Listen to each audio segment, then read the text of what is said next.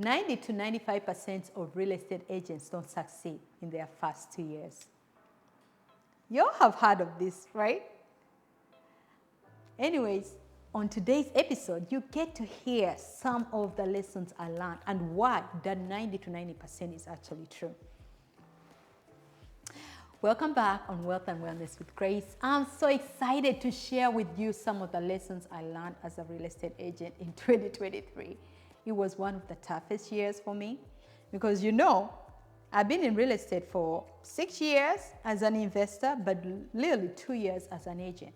And I committed to those 2 years because I really wanted to serve my community. I wanted to help more people become homeowners, start building generational wealth, because that's really something that I'm passionate about, because I know starting from nothing, what that does to somebody, not having anything. You see, I've been homeless twice. So I have a lot of stories which can be depressing, and I don't want to start off depressed on this video, but I know how sad it can be when you don't have anything to start from. So having something for your kids means a lot, and in fact, it means the world to me. And that's why I became an agent. I didn't have to become an agent, but I committed to become an agent because I really knew what I wanted to do for the community. It was one of the ways I knew I could give back to my community. Because a lot of people would reach out to me and they're like, Grace, you're not from here. How come you can own more than one property? Because they don't have any idea how to go about different things. You see, sometimes people don't even know anything about credit. So I would teach them all those things and then most times send them to another agent. You see? And then they're still talking to me while talking to another agent. So I was doing double work and helping the other agent get paid. And I was like, why don't I just do that to help myself as well? You see, and an honest living while really helping the community at the same time. So it did work out. However, some of the things that were challenging was people sometimes don't want you to win as much as you want them to win. This was so depressing. Because the moment I would pour out, I know so many stories that I poured into last year. Such as one lady, when she came here, you see, every time it's like she wanted to become a nurse. I was a nurse at the time. I would give her information. This is what you need to do. This is what you need to do.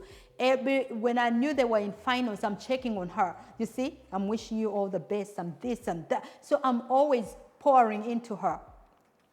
Even when she did not want to own a home. When she graduated, she didn't want to own a home. I pushed her. You see, after the first year, I was like, there's no reason you should wait. You need to get it. You need to get it. This is what it can do for you.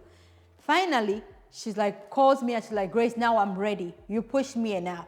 I was like, okay, thank you. Now let's start. So she gets pre-approved. And after we had seen so many homes, she backed out and she chose another agent. I was a little disappointed. Because I was like, this is the person I poured into for years. Like, seriously? I didn't have to. And even the small check I would have gotten for the commission really doesn't compare to the efforts I poured into this particular person. But I was like, I had to remind myself why I did it. I'm not doing it for the check. I did it because I wanted her to win. She thought by taking away my blessing, I probably wouldn't succeed. You see? So a lot of people have that mentality. No, you're not going to stop somebody. You see, if God blesses somebody with something, you're never going to take away somebody's blessing. And in fact, you're taking away yours. Because if I'm blessing you enough and pouring into you and you think you're just going to use me and misuse me, no, it's not happening. So that's why the second lesson is this year, we have to run this as a business. We're going to have contracts. I'm not just going to take a word for it, oh, because this person, I've been loyal to them, thinking they're going to be loyal to me. No. In a few minutes, literally after this video, I have a client, okay? This client is pre-approved, but they want me to represent them. Instead of me running to go show them houses, I said, let's meet at the office and we need to sign this contract. Because I don't have time to run around with people who are not being loyal to me. You see? So I'm done wasting my time and my priorities, putting them on other people, and they're not trying to prioritize me. So the third lesson also as an agent, patience. Oh my goodness, this year was trying. A lot of patience. So many deals did not go as planned. We'll start on something and somebody backs out. We'll start on something and maybe the funding doesn't go through. it was just so draining. And I was like, Grace, you need to go back to your nursing job. So I did go back towards the end and started doing a PRN nursing job. But because I have bills too. You see, if you're not getting nothing in, nothing is getting done. And so I wanted to do more deals. I wanted to contribute and do this and do that for everybody else. But I have to make sure my bills are paid. You see? So I definitely will consider continuing my job such that if something is not happening in the agency side, I'm good. My bills are still taken care of, you see. And another lesson learned as an agent this year is knowing the market trends and also pivoting. You see, pivoting where you see fit. Because so many things change in real estate.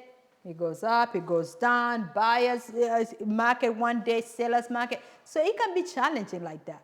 So knowing that it's okay to pivot.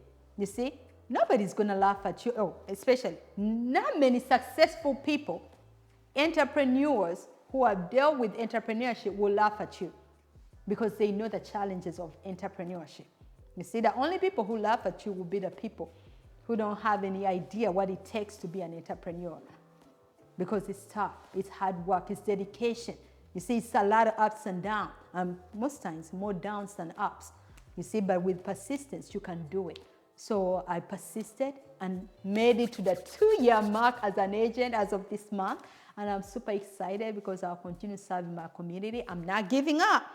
Because like we shared the statistic, 90 to 95% of real estate agents don't make it past 2 years. And there's a good reason.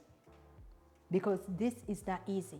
This is your business. Because we get in it thinking, okay, if you've been used to a 9 to 5, you might think I'm just going to go to the office and do this and not my broker this. And no. Literally, how I'm telling you, you show up to the office, everything is looking at you. You're the entrepreneur. It's okay for people to help you, but you have to reach out to them to help you.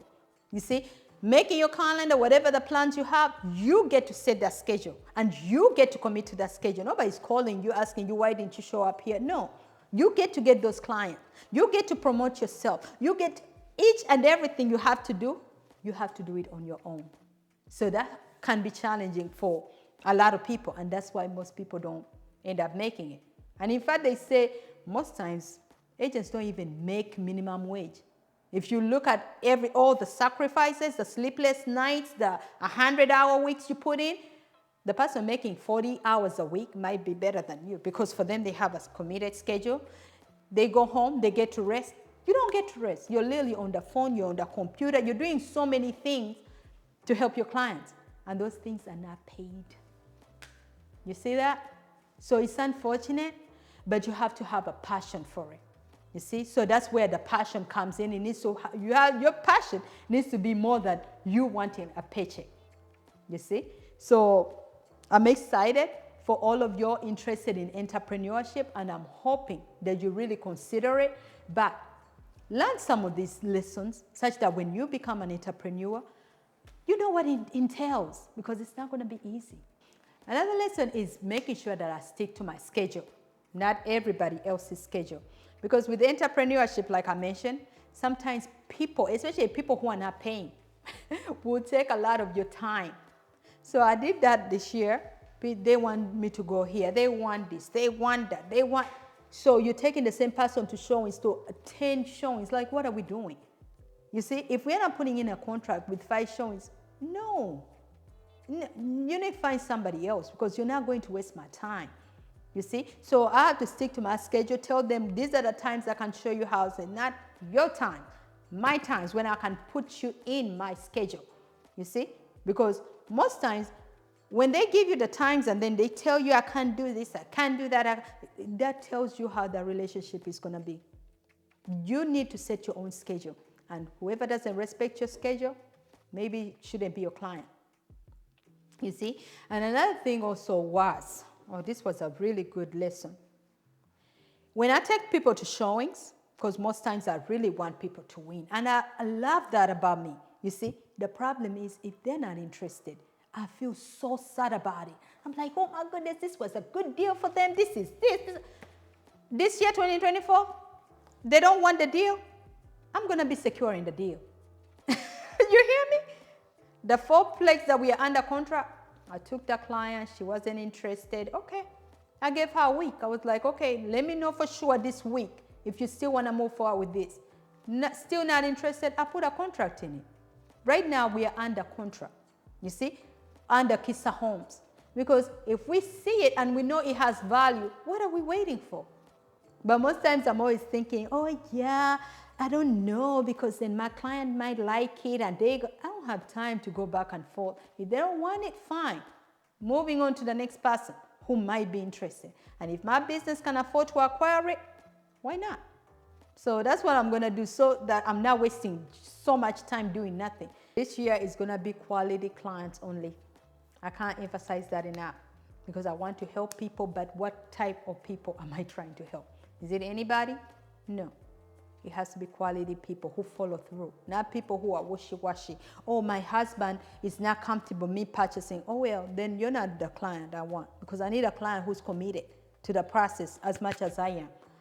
One, the husband called me. Literally, the wife was the one who was pre-approved. The wife was the one with the income. The wife was the one with the credit. The wife was the one with everything. Husband didn't have none of that. And he has the audacity to call me and tell me I'm the head of the household. Whatever I say goes. I don't think my wife is going to take that house. Excuse me? I said, oh, sorry. Sorry, I overstepped my bounds. Because in my mind, I was like, first of all, that woman came to me and I helped her with the process. You see, I didn't it wasn't a gun pointing on her to get pre-approved and start this process and this and this. I'm trying to work for you. I want you to win. You see? But for him to have the audacity to come at me that you can't tell my wife to do this and you can't tell my... I called the lady and I was like, excuse me, I didn't understand. What are you actually trying to do? And she's like, oh, my husband says we shouldn't go through with it. I was like, okay, thank you for your time. Let me know whenever you're ready, because I'm not chasing. Whatever is coming to me, it's going to come to me. I'm not going to be out there chasing clients. I'm not chasing money. I'm not chasing nothing. No deals, nothing. Whatever I want is going to come to me. And that's what I'm claiming for myself as well. I'm claiming for you. So claim for what you want this year. Stop chasing. It's not good enough. Because that's stress, that's headaches, no, you're not going to make me anxious thinking about what are they going to do? What is their next move? No, if you all don't see that I'm adding value to you and your household and your next generation, that's fine. Guess who has to pay the price? It's not going to be my generation. It's going to be your next generation. So share in the comments below what you think. I know some of these points were tough to hear, especially as agents. And sometimes people think, okay, as an agent, I guess we need to work for free. No, that's a misconception, because we all value our time. Just like you value somebody's time and you value your time, you need to respect our time as well. And we need to make things happen. When we start, follow through, you see? So 2024, let's go. I'm serious. You can do it. And until next time.